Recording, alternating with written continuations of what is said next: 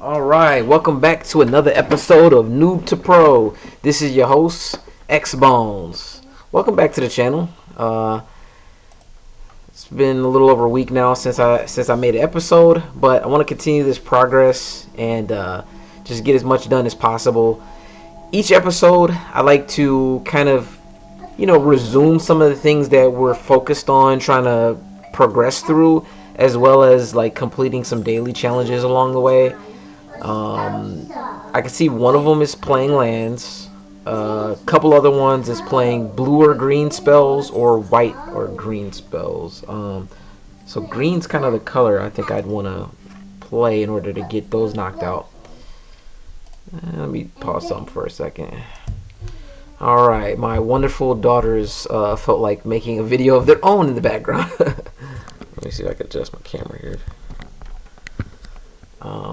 That's good enough anyway. Alright, so yeah, so we want to do some progress. So if you can see here on the, I don't know, I guess it would be right hand side of the screen. These are the things that we're currently working on. So and then one that's not shown here, but if I go to play, I think I can.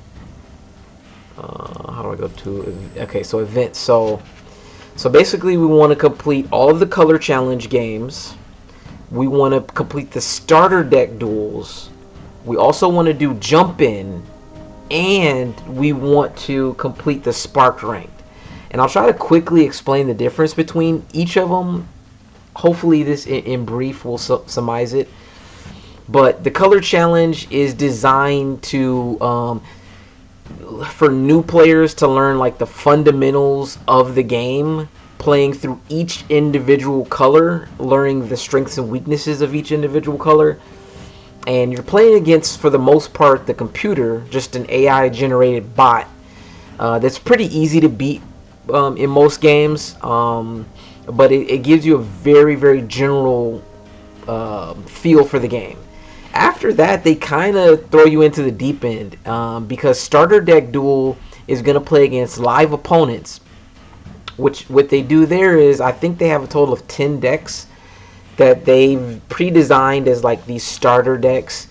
And the goal of those is to, I think they're all 2-color combo decks that all have some sort of specific theme, or deck strategy for each one of them, and it gives you a feel for some more advanced Magic mechanics and tactics and stuff like that. So a lot of the starter deck duel, you should probably be playing against newer or new-ish players, but they should also be playing the same starter decks, which should kind of give you kind of even grounds versus your opponents. Whereas once you get out into the wild world of the main game, you could be playing against an almost infinite number of different styles and different calibers of opponents and stuff. So because every card will be available essentially in the main game, I guess you could say. Versus these modes, they kind of lock you into like specific decks and cards that you can use. The jump in is a way for you to. Oh, and before I go there, I'll say the starter deck duels. Completing each starter deck duel, with each different deck, I believe it will reward you with those cards in that deck that you can play with in your collection. So it's good to do that, just to get all those cards added to your collection in the beginning. So. And then jump in is a good way to add cards to your collection, because it'll allow you to essentially draft like these, you could say like starter packs, and it'll give you like a total of I think 20 cards in each one of the little packs, but a total of 40, because you'll pick two different things.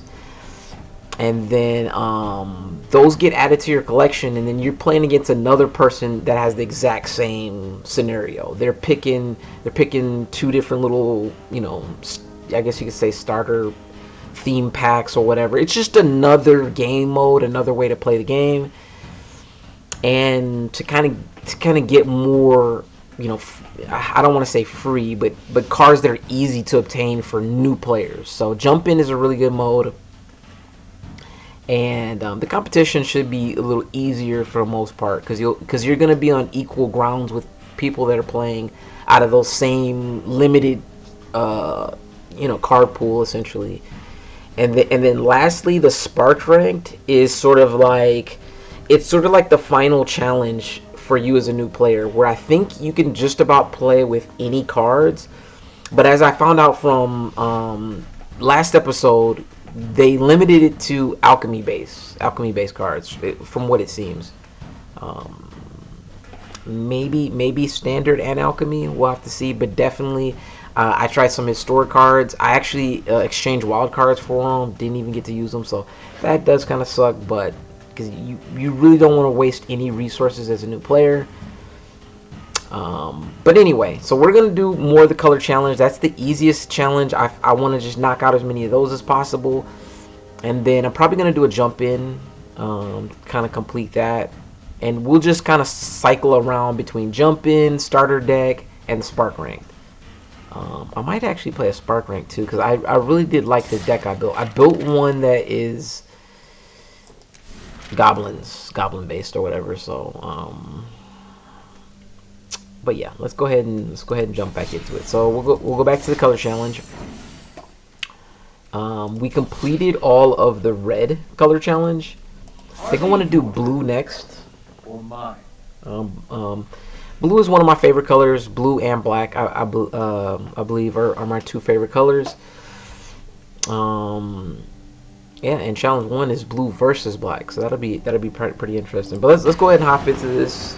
These are easy games. I forget what episode we're on now. Probably 7, I think. But looks like we get to start first. Go ahead and throw this island out.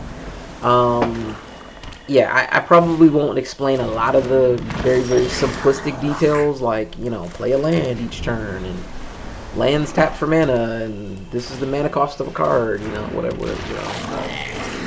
I feel like by now, if you've been watching, you kind of know the general basics. So,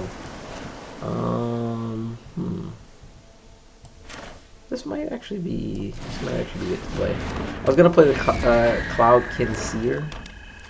This has a little higher power and toughness, and then it also reduces the cost of other flying cards, so that's pretty cool. I'll probably throw this thing out next. So another big body card. It boosts the power for other flying creatures, which is pretty cool.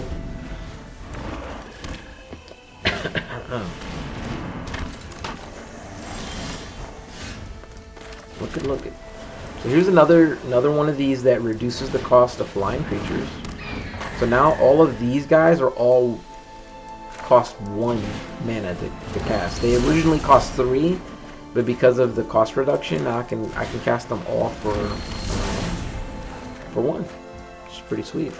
And then when these come into play, these allow me to draw a card, which is one reason why I do really like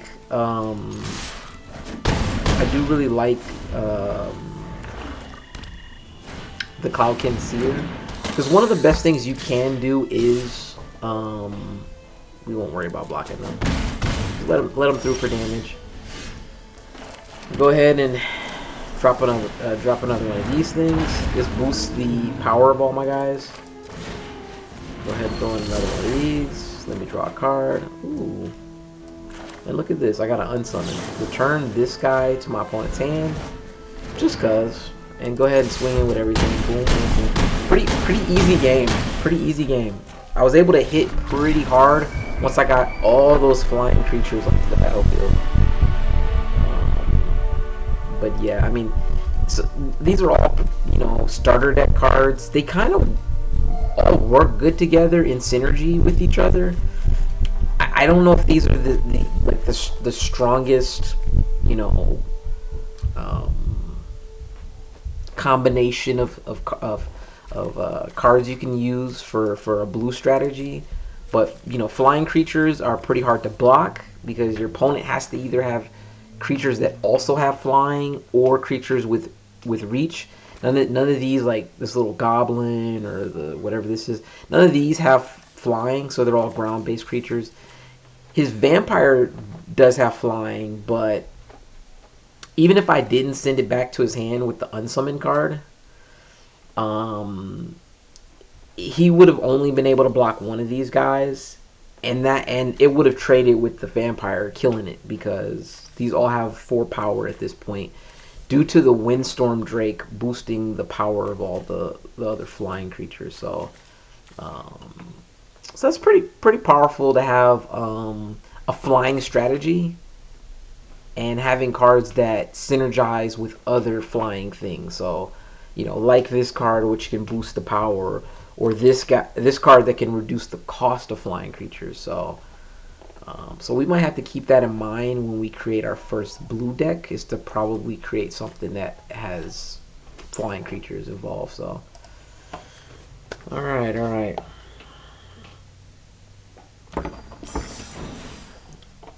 Alright, let's hop into one more. Why not? I kind of want to knock these out, like the color challenges, as quick as possible. Because color challenges are really basic. Should we keep this or no?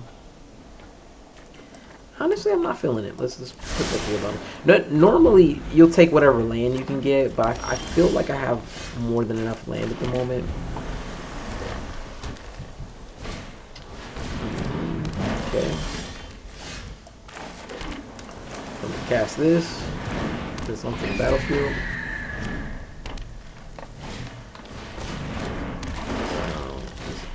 Playing some what they call mana dorks.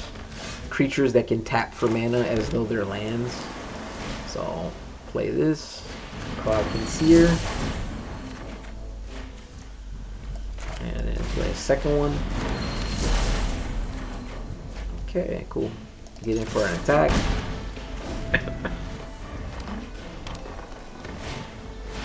Yep, I figured that I'd be seeing this. So, playing against green, they have this, we can go ahead and we can block that with our wall. We got this wall of ruins. So walls typically have a lot of toughness, maybe very little power or none. But they're usually a lower mana cost that you can use to just sort of get them on the battlefield early and be used as blockers. So I'm gonna go ahead and use this unsummon card, get rid of his spider. And then I'm going to go ahead and swing in for an attack with all my flying guys. So his spider has reach, which means it could block and kill my flying creatures, which would really suck. Then he casts the spider back out. Okay. Goes in for an attack with all his stuff. I can only block with the wall one thing. I'm just going to block the thing with the biggest power. So he gets damage in with those other guys. I'm going to go ahead and hit the unsummon on his spider at the end of my opponent's turn. Okay, swinging back over to my turn. I'm going to go ahead and cast this guy. We all have to do at the moment. Swing in for everything I got. Got my opponent down to 6 life. Recast the spider again. So one of the strengths that blue has, even though it lacks in removal spells, stuff like this where you can return something to your opponent's hand can oftentimes like, how should I say this? Can oftentimes, kind of sway the power of the game in your favor. I'm gonna go ahead and swing in with everything. Just because it gives you like a pseudo removal. Every time I bounce that back to his hand, he had to recast it, and it's a very expensive card to cast, so he was just able to just put out that spider each time. And then that allowed me to get in for some more attacks. So it's a way to kind of control the game. And usually if you can kind of keep bouncing things back to your opponent's hand while you're getting through for damage, you can seal the win simply like that. So hope that explained that well. All right, so got a couple of color challenges done. Now what we're gonna do?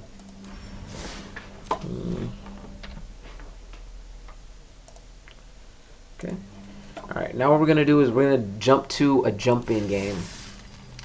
Okay. So where we left off, we drafted a jump-in token, for this deck here, this forensics prehistoric deck. So let's just take a look at what it looks like. It's green and black, which is Golgari color. It looks like it uses a little bit of like graveyard type of stuff. It's got a little bit of like dinosaur type stuff going on here.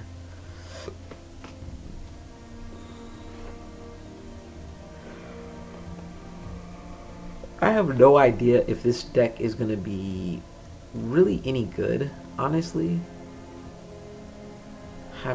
Don't have a ton of faith in this deck being strong, but I'm gonna go ahead and play it anyway and see what happens. So sure enough, if my opponent, whoever I end up facing, which will be a live person, if they are drafting to win this jump in, then they've probably picked the strongest deck they can come across. So interesting opening hand. I have 4 lands, which is not bad. That's pretty good. But I have no turn 1 plays or turn 2 plays. So this is a very slow hand. If the first thing I can get down, I can only get down until turn 4. More than likely my opponent is going to get stuff down between turns 1 and 3 that can allow my opponent to take an early lead in the game, and I might be playing from behind. So I wouldn't advise keeping a hand like this normally, but I like that I'm not short on lands and I get to go first. So I'm gonna keep it and just gamble and see what happens. Now if it's a bad decision, I guess we'll find out soon enough.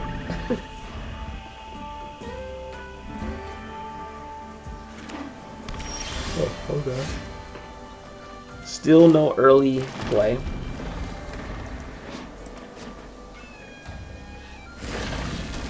Okay, my opponent is, I guess, in a similar boat. So gamble so far is working out fine.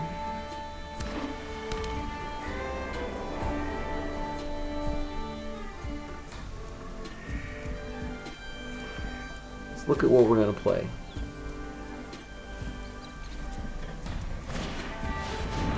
What is this? Okay.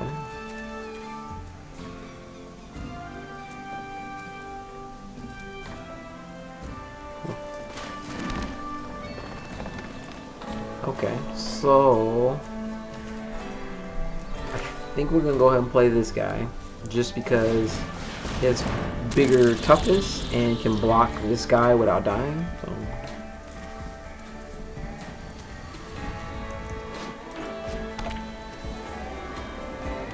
Rot Farm, Vorticide. What the heck is this thing? Okay, so we definitely want to get that out of the way. So I'm gonna go ahead and play this card, this soul, whatever.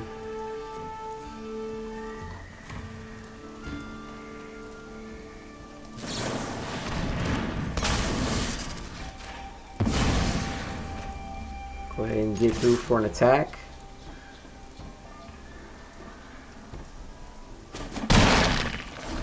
Alright, so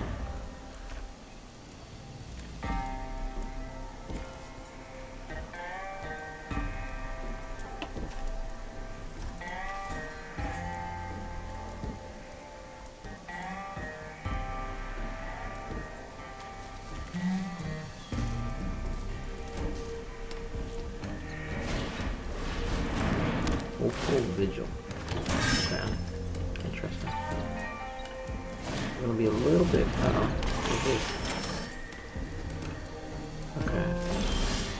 gonna be a little bit of a stalemate here.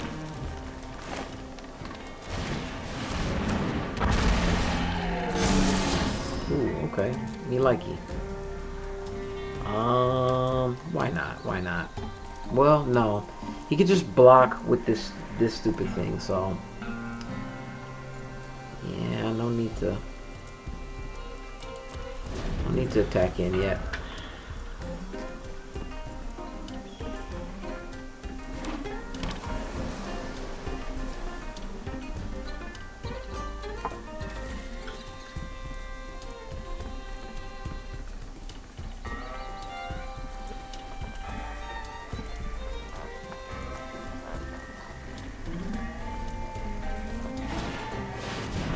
What is this? Okay.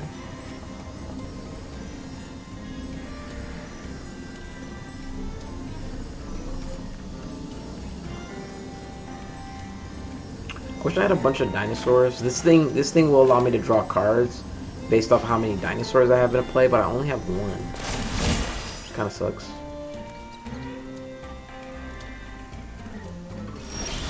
Interesting. Alright, let's go ahead and throw this guy down.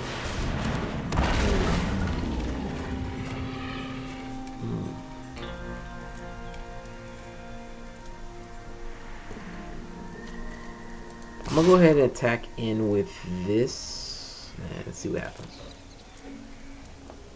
I'm sure he's gonna block, but how does he want to do it? Does he want to sacrifice one of his things to block the pathfinding extra? We shall see.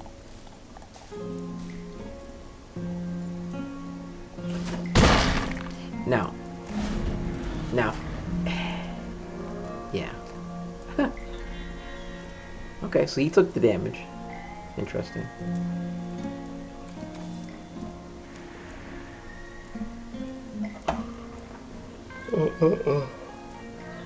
Let's see. Ward 1, okay.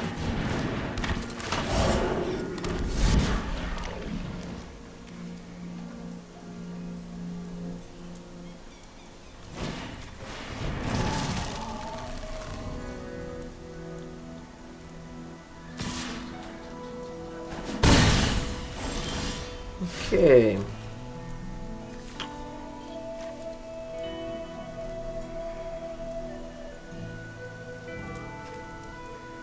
So I think I want to do this.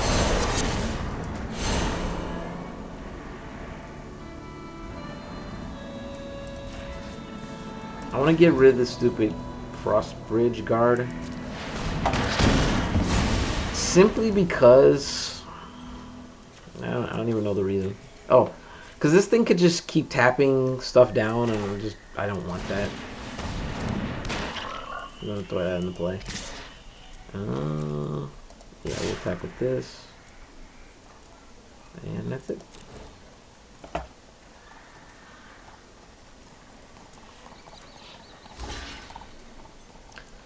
So at this point, my opponent wants to start blocking so he doesn't take too much damage. It's cool because Earthshaker Dreadmaw has trample, so he can trample through for a bit more damage.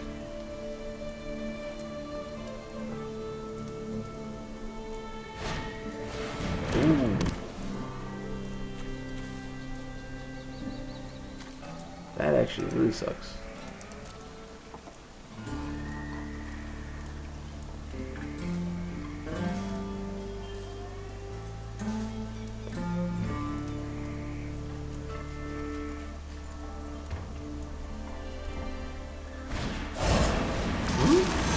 Okay, he brought Noob back from the grave. Interesting. It's an interesting choice. Okay. He's gonna have to block some type of way, but we shall see what my opponent does. Block right now.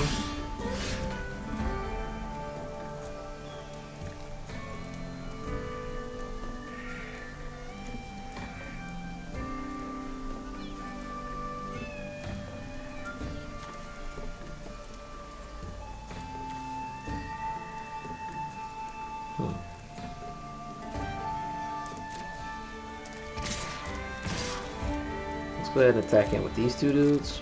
See what happens. He's gonna have to block something. I just don't know if my opponent's gonna want to block. I don't know how my opponent's gonna want to block here. Okay. Okay.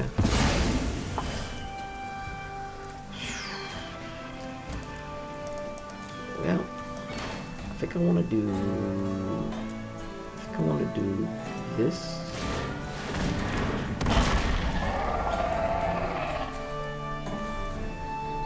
Oh. Oh, okay. I know what I should have did. I kind of messed up here, but it's okay. As long as my opponent doesn't have a sweeper, I should be okay. I should be all right.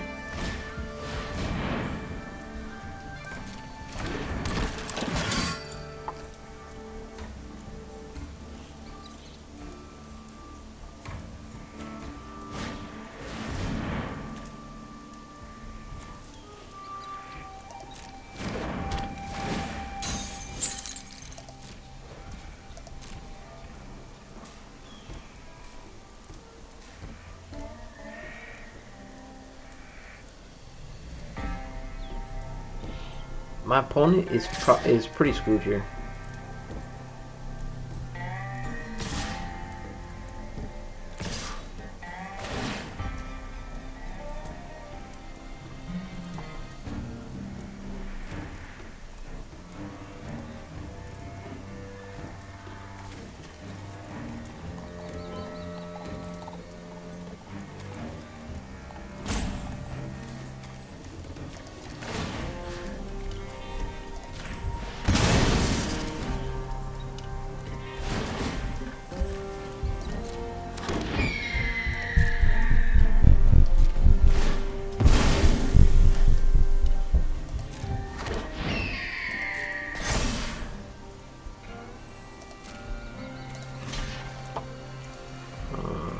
I think you want to block this way, block this way, and then I'm going to activate his ability to give him depth touch.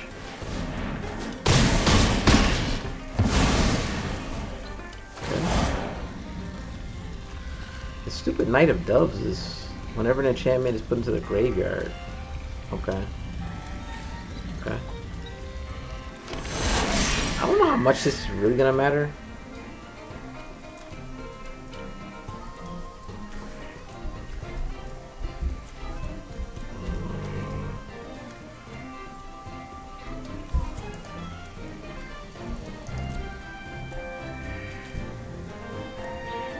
How do we want to do this?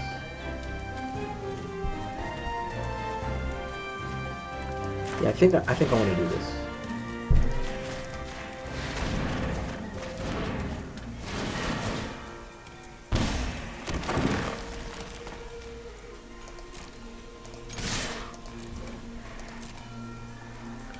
See how this works. I think this is game over here because he's got to have 2 to block the Mortipede. He could, oh, he just takes it down. Okay. All right. We got the win. This deck turned out to be a little stronger than I was initially thinking. I mean, there's not a ton of dinosaurs to synergize off this Earthshaker Dreadmaw, but I mean, you could see like kind of later game, I ended up getting another dinosaur here that could create another dinosaur when it comes into play, which technically would be 2 dinosaurs, and then this is a dinosaur. So I could have had 1, 2, 3, 4 dinosaurs when this guy came into play potentially. The graveyard synergy was kind of interesting, being able to use this Macabre reconstruction. I didn't get to do any graveyard shenanigans until a little bit late, but just the one card that I cast. I needed to maximize having 2 creatures in the graveyard to be able to, maximize its usage. But I was able to bring these 2 cards back to my hand, which then also gives this thing a boost. Gives it a +1/+0 menace, and lifelink, which is pretty huge. And then it also triggered these two enchantments. This enchantment, which is actually pretty nice. Now that I think about it, I might use this in other graveyard type of decks. But it says whenever one or more card or creature cards leave my graveyard, each opponent loses a life and you gain a life. I wish it would trigger off of each creature instead of one or more. That would have been cool. But it's removal, not the greatest removal, but it's decent. Decent removal. It's got flash, which is cool too, and it has that extra static ability, just for like pulling stuff out of your graveyard. And then Insidious Roots, I got to play that, and that triggered every time one or more creature cards would leave my graveyard. I get to create a green plant creature token. So creates this guy, which can tap for mana, which is kind of huge. But then also, you get to put +1 counters on each plant you control, which can kind of what's the word, snowball the more and more of these plant tokens you get on the board, and each time it's triggered makes them bigger and bigger. So pretty good game and pretty good cards all in all. This Thrashing Brontodon came in handy because I was able to sack him to remove that enchantment off of this guy, which kept him from attacking or blocking. I know I didn't explain that mid-game that he was kind of locked up from being able to attack or block, due to, what card was it? This Cooped Up card.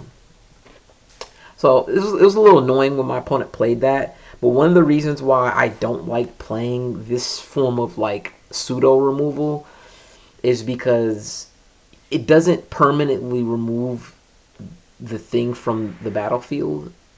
And if there's a passive like ability on your creature, that could still trigger, even though it can't attack or block. Now he did have the ability to, I think, exile it by paying that extra mana cost on the card. My opponent just never, I guess, prioritized doing that. So I guess that would have been a good way to use that. Plus, this enchantment does synergize with the enchantment theme, it looks like, from this deck. That enchantments into the battlefield, like this Knight of Doves, was kind of annoying. Because I was getting rid of like different stuff that was enchantments of my opponents, and it was putting all these little doves onto the battlefield. But it didn't matter by that point because I was already kind of steamrolling my opponent. But Poison Dart Frog's a nice little card too. So I mean, all in all, like this, I was impressed. I was impressed, to say the least. All right, let's get out of here. Enough talking. If you're a more advanced player, you're like, dude, I know this.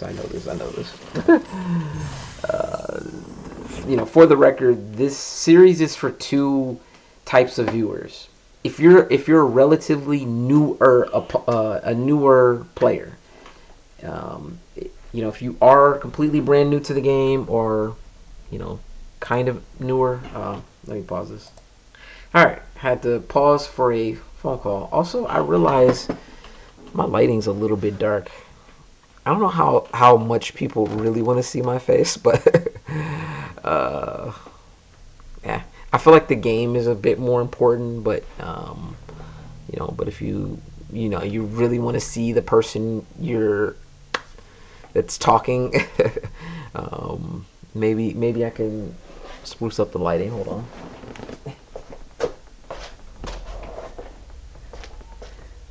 Alright. Got brighter lighting. Alright. Where are we at?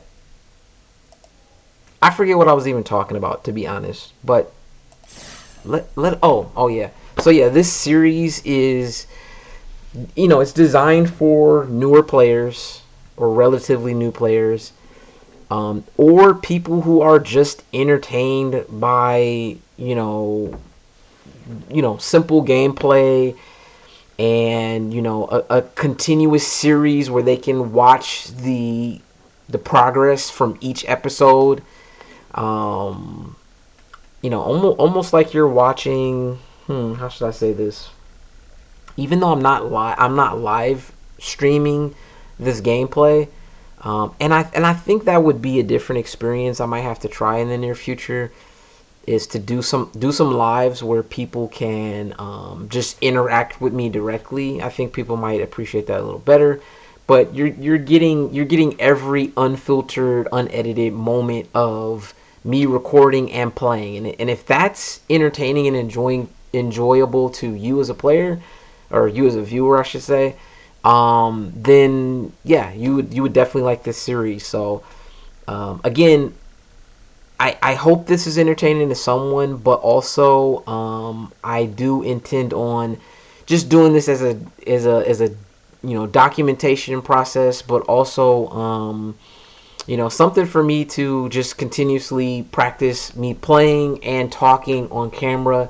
Because over time, with this channel, I do plan on you know doing some more advanced stuff or whatever, but this is really kind of like a trial and a learning process for me myself as a content creator. So and I always say too, like, if you're the type of person that likes edited content, I'm sorry, a lot of my videos on this channel are not edited. But I will make some more edited content. It just takes time. The time it takes to record the video is like a small fraction of the total time it takes to produce an edited video. I'd say for like yeah, I'd say for every minute of recorded content, it probably takes let's just say another, I don't know if this is an exaggeration. Hmm. I'll say it takes a minimum of 4 minutes of extra time to edit for each minute of recorded content, at least. And I don't think it's too far of an exaggeration to say like 9 to 1. So out of 10 minutes of your time, 1 minute is spent recording it, the other 9 minutes is spent editing it. Because you gotta sit and watch and then cut all the little bits out and all this kind of stuff. If you're a content creator, you already know this, but if you're just a person that gets to sit back and enjoy someone else doing their thing, let me tell you, it's not easy. It's not easy, and it takes a level of like motivation to not only just want to sit and record, but also to sit and edit. And I'm gonna be honest. In the beginning, it was fun to try my hand at editing, because I thought this was like, oh man, this is kind of new for me. It's fun. It's a little fun and exciting, kind of learning little things. But then after a while, I was like, yeah, this ain't. I'd rather just play. You know what I mean? So I might switch to just doing all live content, to be honest. Just because I'm not super high on editing stuff, and I think there's more people that would rather watch me live, where they can chat back and forth to me and other people, than to be sitting by yourself just watching my entire video that I'm recording. But it is what it is. Anyway, enough of this brief interlude. Well, maybe lengthy interlude, but let's get back to it. So we won our jump-in game, and after a single win, you get to claim some prize. We'll see what that is. So I'm claiming it. It's a card, of course. And look at this. We got a dinosaur. It's a 3-mana cost card. Not bad. A 3-mana 4/3 that says whenever a player casts a spell, if it's not their turn, this creature deals 4 damage to them. What's cool about this is you can construct a deck where you have no intention to cast spells outside of your own turn, because this affects you too as a player.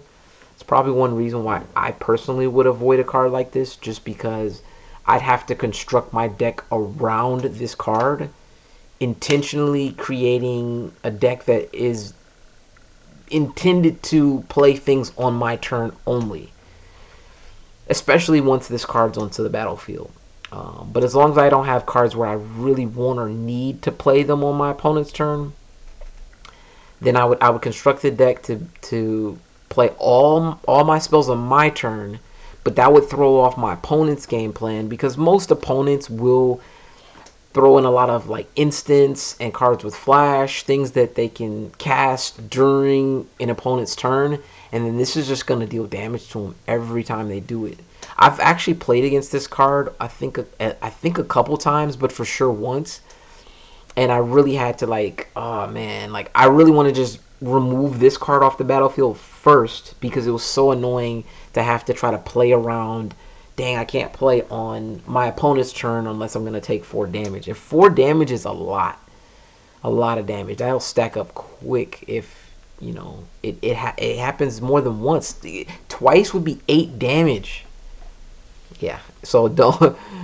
It's an annoying card to play against, but it's I'd say it's kind of equally annoying to play with because you have to also follow your own rule with this card since it affects both players. But anyway, not a bad card. We can add it to the, you know, pile of dinosaurs that we probably have at this point, and eventually build a dinosaur based deck.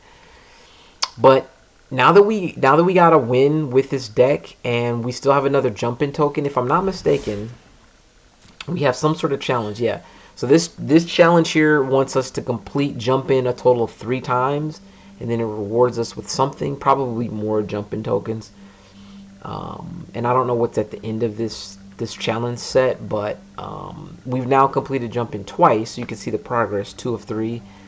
And we have one more jump-in token to spend, so we will go ahead and spend it right away.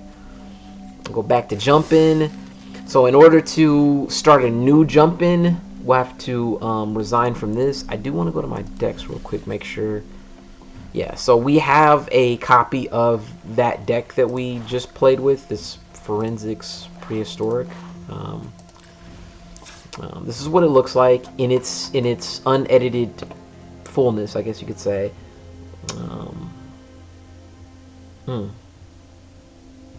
Anyway, and so if you see, it says 40 cards. So in jump-in, it's a 40 card game essentially. You'll play with these pre-constructed decks they give you, and it totals of 40 cards. Normal games are 60 cards. So in order to use this deck, I would have to add to it, add some lands, add some more cards, build it out to 60 cards in order to play with it as a regular deck. So we'll probably do that in the future, kind of build this out, maybe edit some of these other ones, but for now we're gonna go ahead and hit the resign button. So that cleared that. Now we're gonna use this last jump-in token that we have in order to start a new one. Oh, look at that, we got some sort of achievement. So alright, so next we got zombies, tokens, and gadgets. I don't know, gadgets is tempting. Gadgets is tempting. Tokens. This could be good too. Could be good too. I think, yeah, honestly, this token one looks a little bit tempting. I don't want to do black since our last deck had black in it.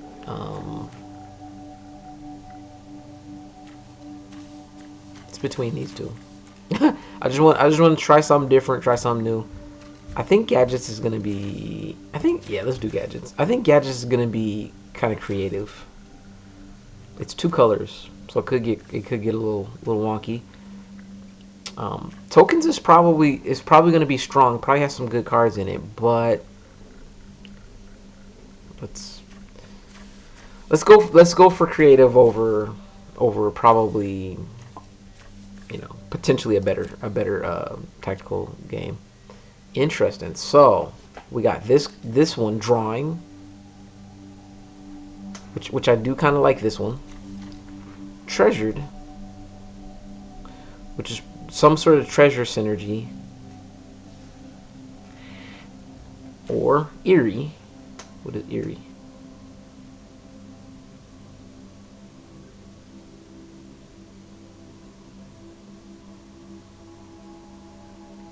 Okay, what I don't like about eerie, is that right away, looking at the card, this first card that they got featured, it's saying whenever an enchantment enters.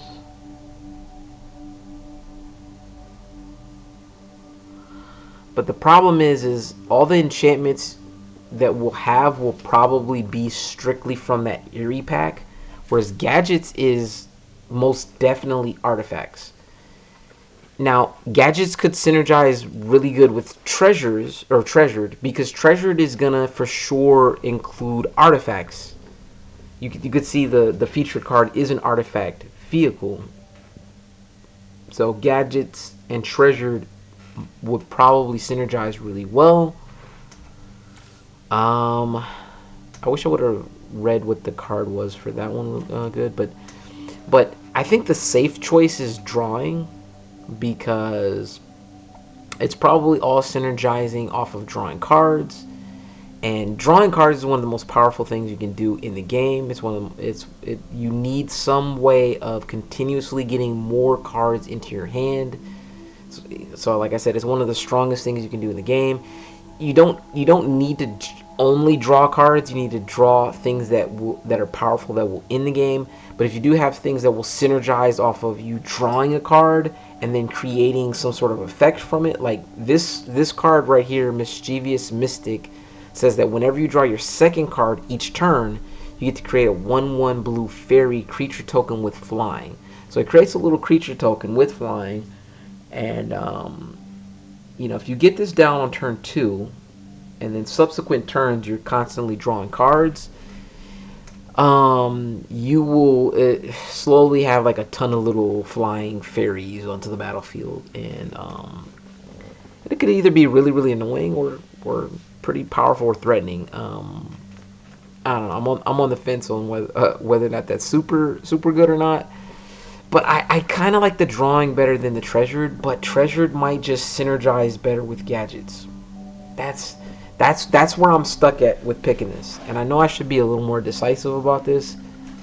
Again, I can't go back, unfortunately, but I wish I could see what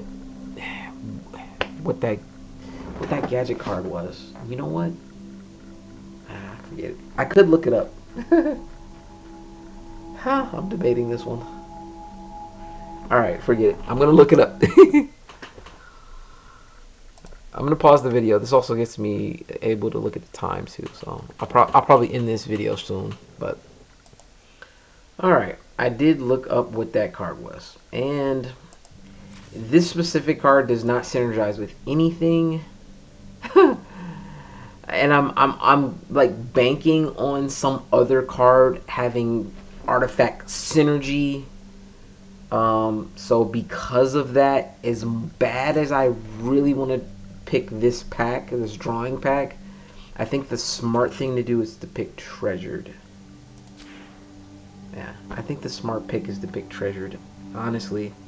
And again, drawing might still be good, but let's just synergize with that first pack. So I'm gonna pick that. Gadgets treasured. Hopefully I don't regret my decision. Let's see what we got. Okay, already I feel good about making this decision, because this card you need as many artifacts into play as possible, and so if you control 3 or more artifacts, you get to solve this case. So that's kind of sweet, because again, this is going to be a artifact synergized deck. Okay.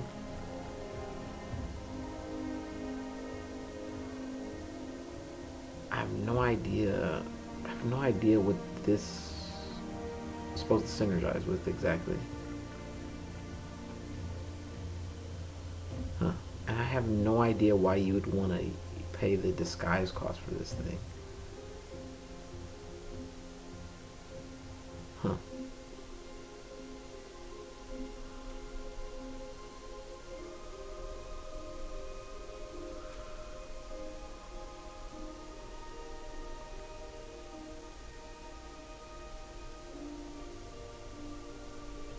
It's kind of hilarious. It's a Roadrunner that has protection from coyotes.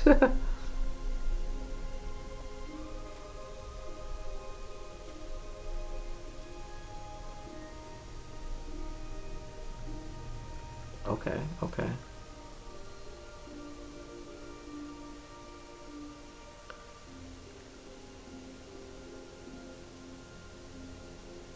Okay.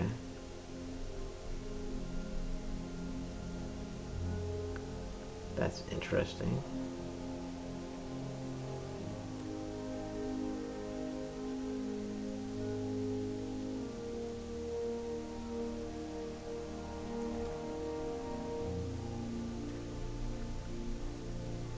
Okay, I do like this one.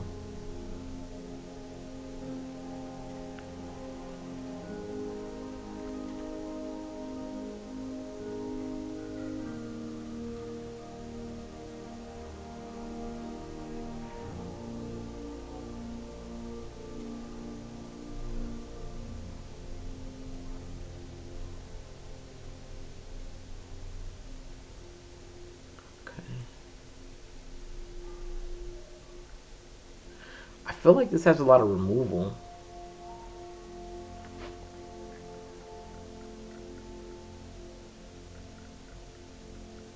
Huh. This is interesting. Has a crew cost of 1, and it's a 6/5, which is not bad. But the 5 mana cost to play it, and it's an artifact vehicle. That part kind of sucks. Mm. This is not a strong deck. I'm just gonna say this right away. I'm just reading over all the cards. Yes, there is some synergy. I can tell. I can kind of tell which cards came from what pack or whatever. Kind of looks like.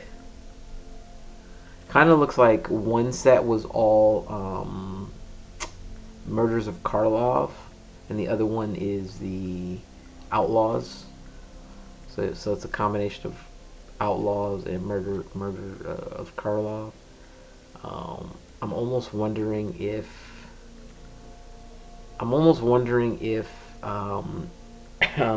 getting that other pack was actually maybe a good choice. Don't know, but we will save this for next time. We will save this for next time. We won't try to complete this today. But I think I do know the. I think I do if I got a little more time left. Enter 5 events. Cool. Cool. Well, that was pretty easy achievement. Wow. All right. I don't know why that looks zoomed into me. So yeah, I hope you guys enjoy rocking with me this little bit of time. But I'm gonna hop into Spark Rank.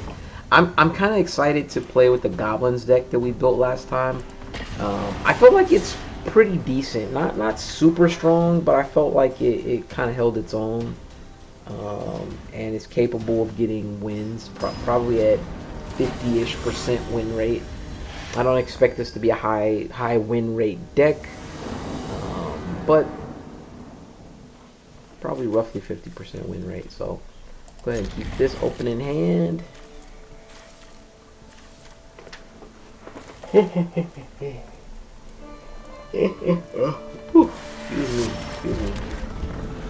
It's been a long week for me. It's Friday as I'm recording this. I've had a long challenging week. Had to spend a bit of money this week that I wish I was spending elsewhere, but it is what it is. Had to get the floor redone in my main living room space up on the first floor. So it looks beautiful. I do have some before pictures, and I probably will take some after pictures pretty soon. Just got completed today. Yeah, let's get rid of this thing.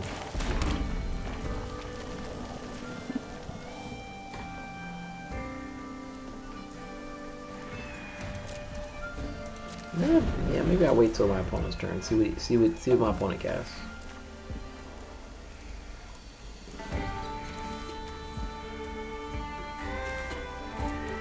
The only reason I don't want to use the obliterating bolt, which I think strategically it might have been good to do it. The only reason I don't want to use the obliterating bolt is because this deals 4, whereas the other one does 2. This is annoying. You got 2 optimistic scavengers. Let's go ahead and get rid of one of them. Okay. Now,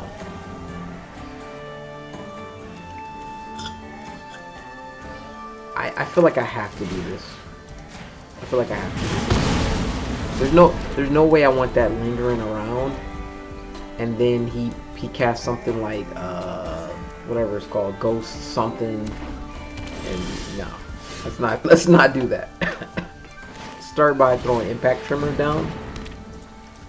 Throwing down the 10 Street Cadet. So my opponent should know what's coming for him.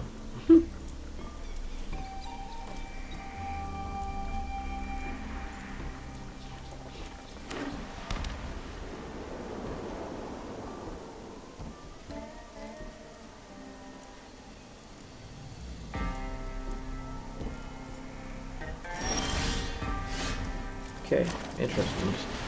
I'm not getting lands like I want to. Okay, swinging in for a little damage. I do need to get a 4th land because right now nothing in my hand is playable.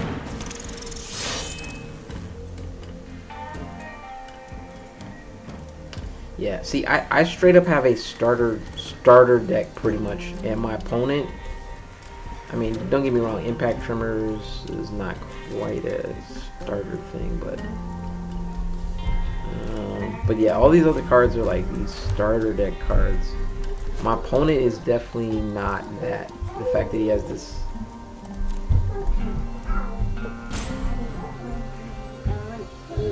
Okay, mommy on her way home. Yeah, she bringing food. Okay. What are bringing? Hmm? What are bringing? Food. I think fish, spaghetti. Get out one. Get one. Yeah, wait.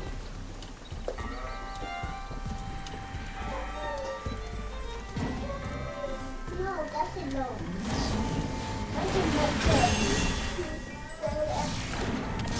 Okay, he's no doubt playing that Felonious Rage, that's for sure.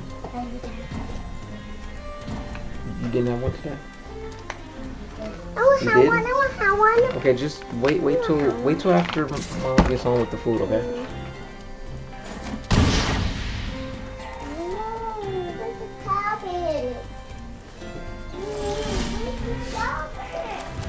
Okay. How do we want to do this is the question. Do I want to do the...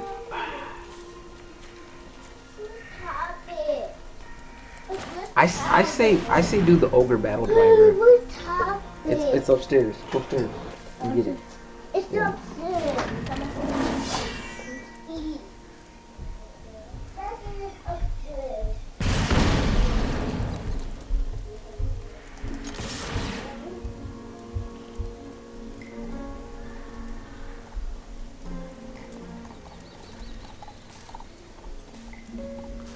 My opponent, if my opponent's smart, he's gonna either try to get rid of one of my enchantments or the Ogre Battle Driver, because the combination of all those enchantments are gonna just go nuts in the following turns.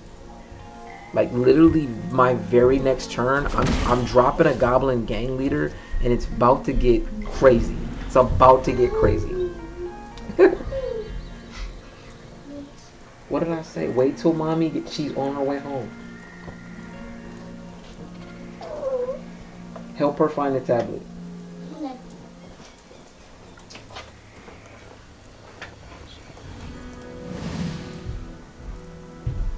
I always like having like one of these little... Oh, wait. Did I put the smoke up? Oh, look. I created the smoke. I can put the smoke out. Look at that. Oh look. Kind of grab that little scorpion. I have no idea what my opponent's doing. He's kind of just dragging up the. Okay, here we go. Okay. He's gonna hit hard. He's going to hit hard. Oh look, it's a little mole. Little mole there. He puts out a callous cell sword. Interesting. I have no idea what my opponent's playing. Okay. He's just putting all kind of stuff on his Dad, where's your toys? over there. It's on the bed. As much as I want to block this, I'm just not gonna block this. It just kind of sucks. Out. Nope, no blocks. This could potentially not end well. If he's got another callous soul sword in hand, he could sacrifice the Ember Heart Challenger in order to ping me for 8 damage. And if that's the case, we lose the game. No, it's not. Okay. Alright, let's go ahead and drop down this Goblin Gang Leader.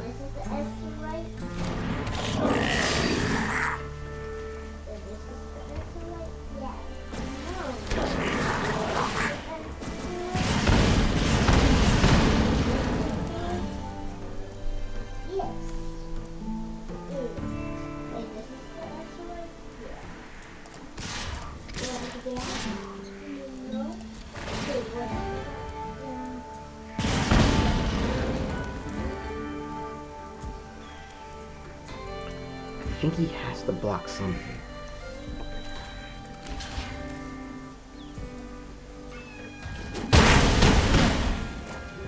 Oh, I could have won the game if I attacked with everything. I just wasn't paying attention. Oops. Let me hit the oops button. Oops. I could have won that. I could have won the game if I attacked with everything. This is the importance of doing math. Now, if he has a way to kill 2 things, then he could have this game won. Because he has to kill 2 creatures. He has to kill 2 different things. He gets rid of that. If he has one more bit of removal, he's got the game won. And then I could have won this game. This has lifelink too, so he's gonna keep on. Oh, and it has trample too. Ah, I could have won this game. Oh no. That does not have trample. He has one more card in hand, and my opponent's playing incredibly slow.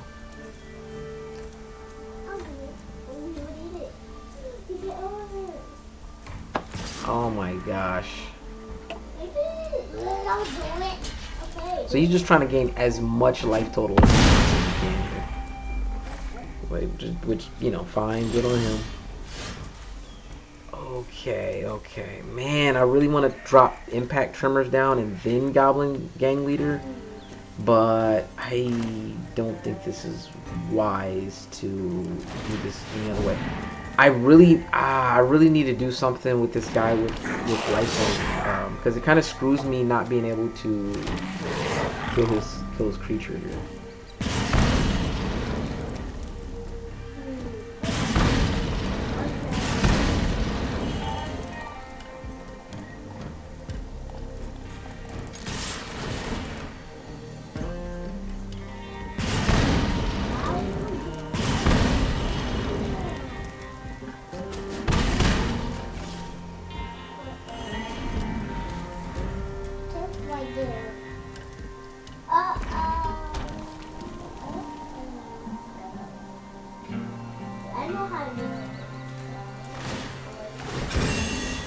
Okay.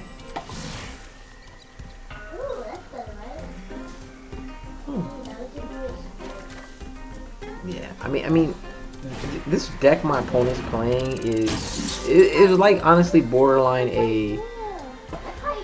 I would say a meta deck.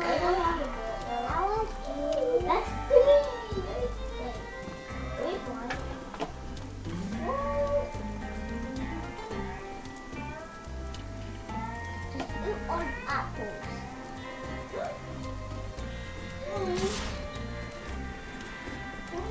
So lucky for me, this does not have trample.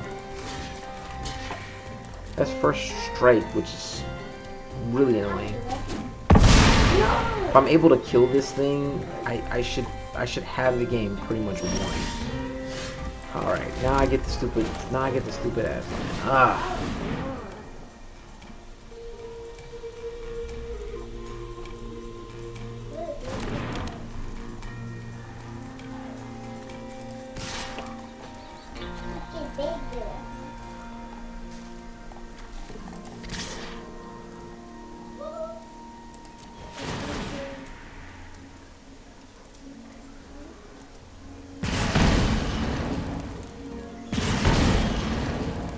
Man, I could have had this game won. I feel so bad when I think about making mistakes, making misplays.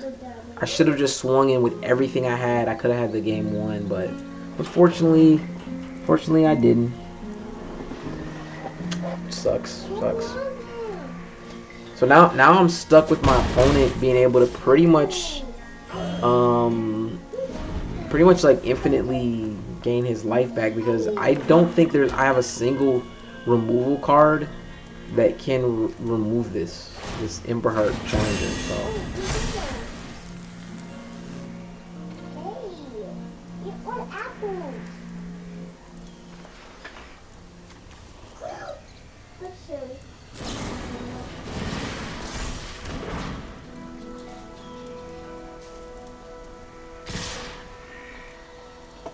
okay.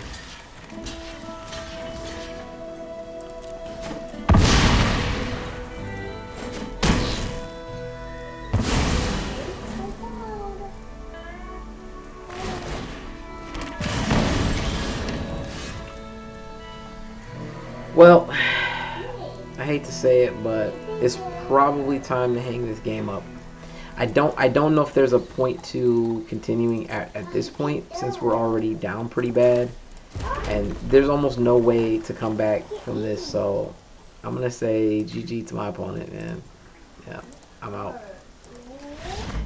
Yeah, I could play it out to its completion, where I would lose my life total. Maybe I get lucky and draw something, but the game kind of gave me the win in hand, and I screwed up and didn't make the right play. I should have swung in and attacked with everything. I had enough damage that I would have been able to win that game, but it is what it is. Anyway, this was a fun game playing. We're now over an hour, so I'll catch you guys in the next one. Peace out.